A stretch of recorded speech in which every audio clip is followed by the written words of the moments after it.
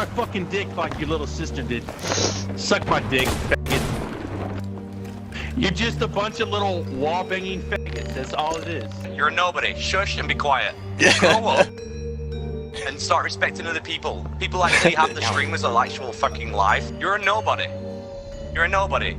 Respect people, because streaming's freaking hard to do. I get it's that very hard reference. to do. There's people like 10 times spicier than you, mate, who will eat you for breakfast. There's always a bigger fish. In order to get a good idea what started the downward spiral of Rare and their customer support, we must find the first event that unleashed a chain reaction over the following years. A specific event can be tied in with starting this chain reaction, that event being one that took place in the early days of Arena in 2019. This event involved two streamers, one of them being Burger Warrior and the other one being Captain Ash Bacon.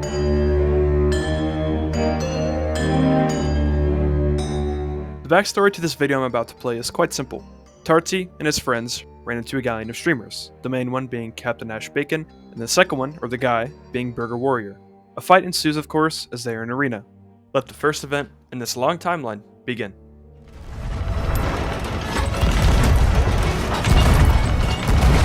Tart, we should go for a board. Yeah, car. They're going for a board. Watch ladders. Nice, nice. They're ink. Go builds. Hey, Burger. Go builds now. Builds now. We're fine. All right. Okay. Big run. Dead. That's all of us. Damn, dude. Squad wipe. Are they keeping us afloat?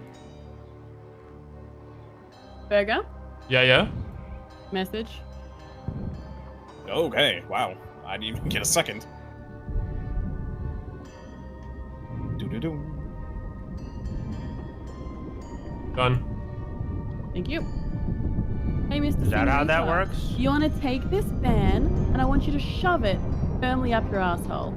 Oh, is it? Oh, is that the, Stream snipers. oh. You try it So through. it begins. That's what I thought these guys had left Arena. That's because they got banned, but it's okay. I'm just gonna clip your stream and report them again. Okay.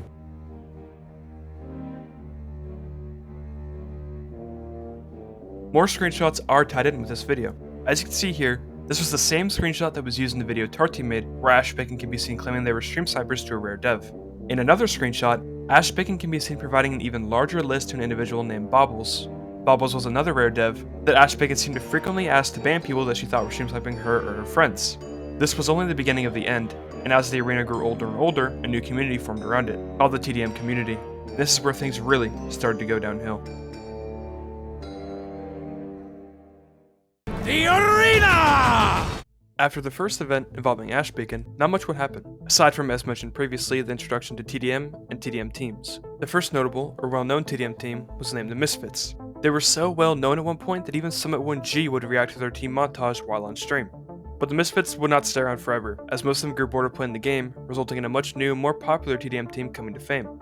This team was named the Bandits. The Bandits consisted of a small group of friends that decided to start making team montages as they grew more fond of Arena and the TDM community. These teams will play a vital part in the second major event on our timeline, one involving a certain SOP partner that would slowly come to light.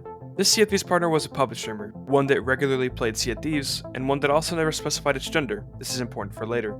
This second major event all started when Pace accidentally misgendered the puppet.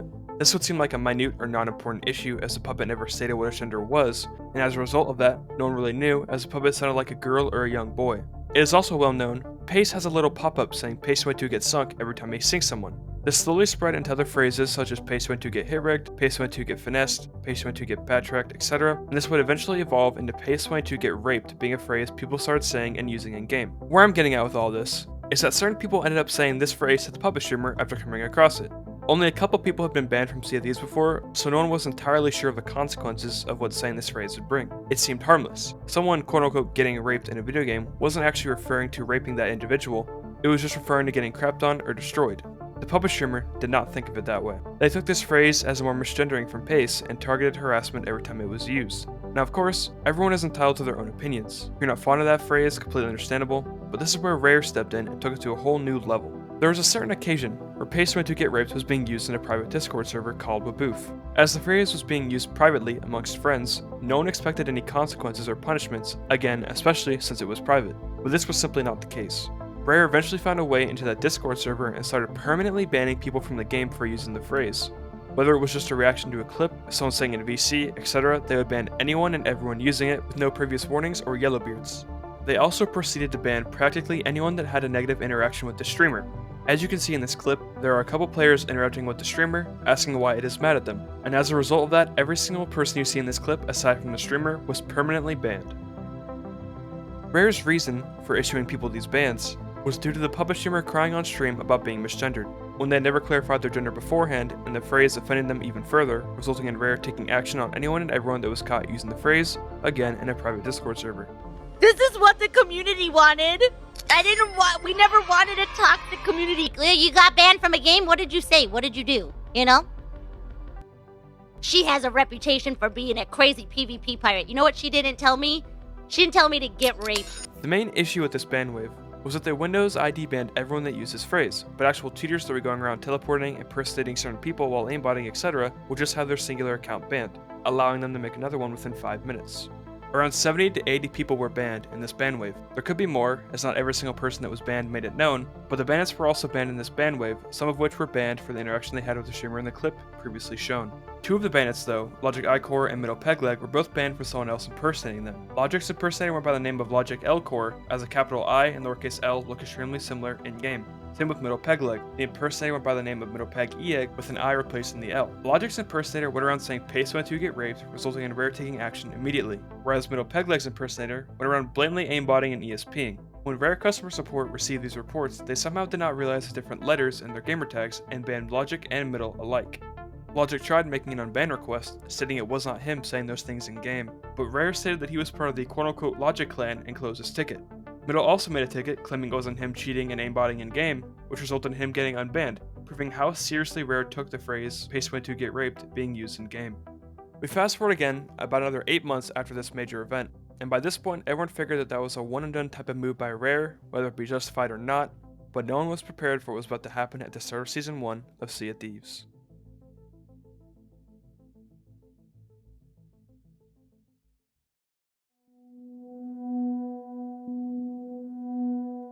On January 28th, 2021, the first season of Sea of Thieves came out.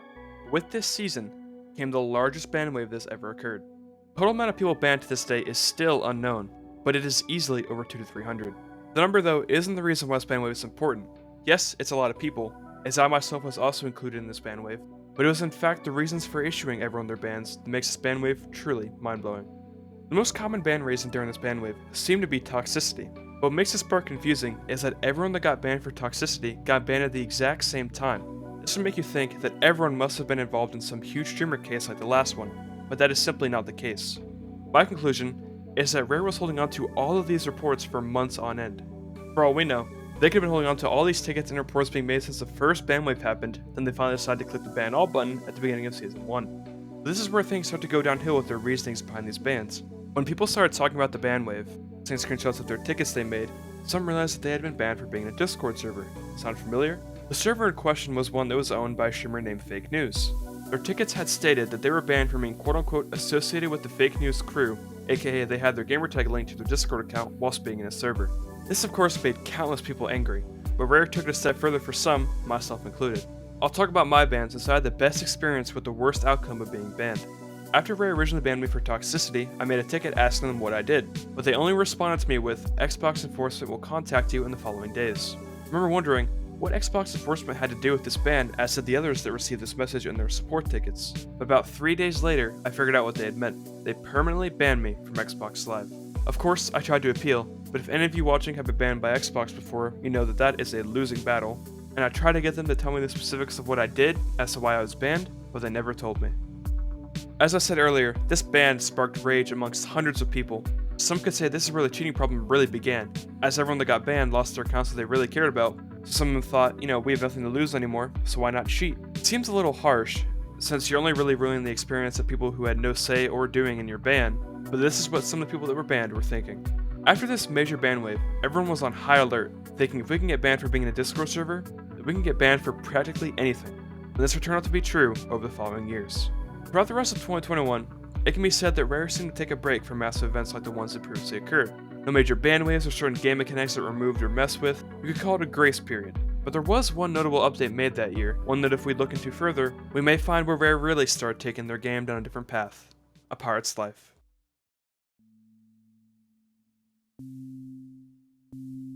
Pirate's Life, in my opinion, is where Rare started going down a different path with this game, but also where the Emporium and newer players became the main focus. Now, focusing on new players isn't bad at all, but the way they started and have continued doing it since then is definitely not beneficial in the way they are thinking. Ever since Rare had the crossover with Disney, there hasn't been a single day without some sort of Disney or Pirate's Life item in the Emporium. They began releasing far more items in the Emporium than they did anywhere else. A Pirate's Life didn't start this trend though, it just accelerated it. It is also my belief that they added skill-based matchmaking upon the release of A Pirate's Life. This seems to be a controversial topic, as every time I tried bringing it up in the past, no one believed me. But there are some reasons as to why I believed it was added. One of the main reasons, of course, goes back to what I was saying earlier about new players. Rare expected a massive influx of new players due to A Pirate's Life, and they were correct. So to counter the inevitability of newer players getting drawn away from the game due to dying to veterans, they silently added skill-based matchmaking. I myself have noticed that whenever I play on a new account, whether it be open crew or solo, every single player I run into looks like they just bought the game. And this is usually the case until my account reaches a high enough time played, which is usually around 10 days. Those accounts I also run into usually have 0 to 5 friends, and that's the same with their followers, as if they just started playing on Xbox and Sea of Thieves alike. My point with all this being, is that this is where I feel that Rare started slowly nerfing their PvP and PvE sides alike. Pirate's Life really showed them that they need to take the perspective of new players more seriously, but in the process of this, led to the deterioration of the PvP and veteran community, which leads us to our next chapter.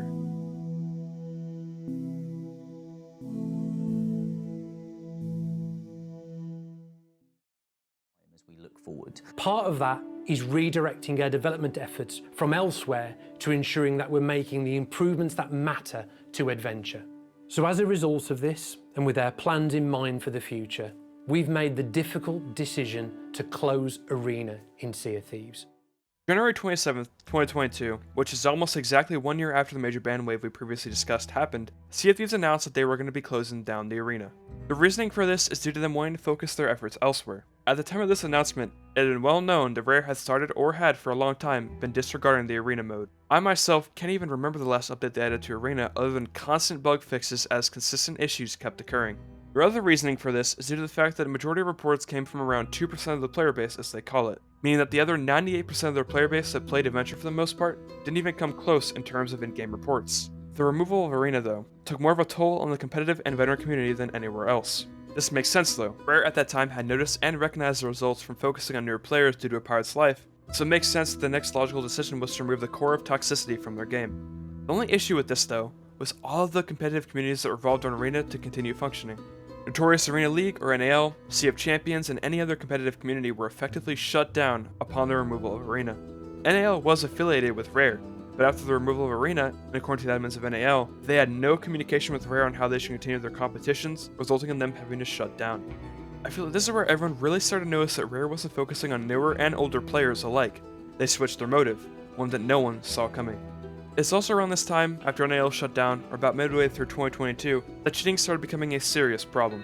120 FOV had been used since late 2020, but other cheats were being made, and with those cheats came teams, some of which are still around today. The main cheat program that was used in 2021 and 2022 was Playerlist and ESP. You could find countless different versions on certain websites, some of which are still providing those to this day, but as time progressed and more cheaters arrived, teams began forming. One well-known team that still exists today is DGE, or the Double Gun Enthusiasts. DGE had existed for quite some time at this point. They had existed or were known since about mid-2021. It was late 2021 and early 2022 when Playerlist became a serious problem. For those that are unaware on how Playerlist works, you could essentially just hop servers until you found a streamer, with a little box in the top left or right of your screen showing every player in that session.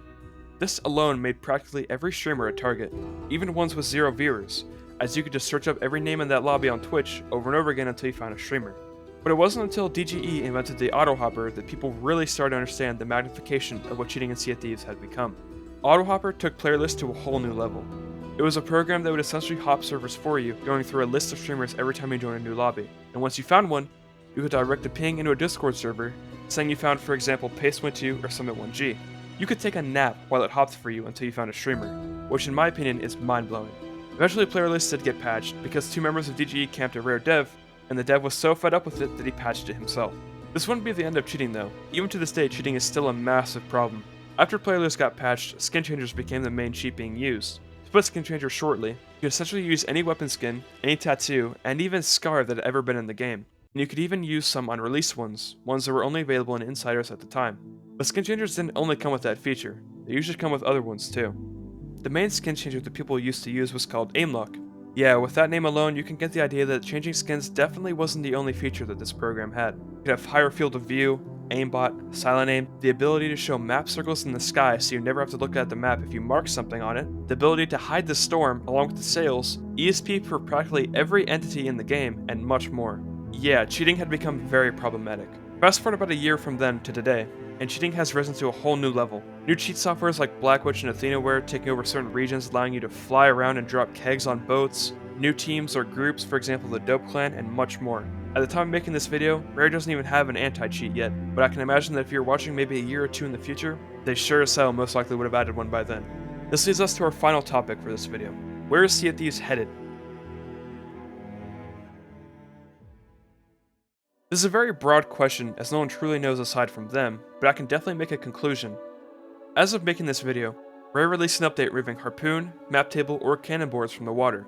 This became a very heated topic as even SOP partners started arguing with each other due to the change. To most of you this may seem like a non-important nerf or removal, but in reality it's just lowering the skill ceiling even further. There's also another change coming soon. As of talking about this, one that I'm not going to say out loud as I don't feel like getting this video taken down since it's behind NDA. But if you know, you know. This change specifically is lowering the skill ceiling by a lot. This topic was so controversial that Sea of Thieves actually became trending on Twitter for the first time since I imagine Pirate's Life was released about 2 years ago. Putting all that aside, I think Rare is most likely going to continue down this path of removing certain mechanics, or as some people call them, exploits from the game, until it is dumbed down enough to the point that they feel that the average player or nerd player will stand a chance against the players that have been playing for 5+ years. As unbiased as I'm trying to be, it sort of sucks seeing the game go down this path. I remember learning how to double gun back in Arena in 2020, and I never would have thought about some of the changes being made in today's time ever being made. In conclusion, if you're an average player watching this video, I hope you enjoy the game to its fullest, and don't really worry about any of these changes being made, as they most likely won't or haven't affected you. Thank you all for watching this video. Feel free to share your good or bad experiences with this game below. For all we know, there might not be many left. Take care.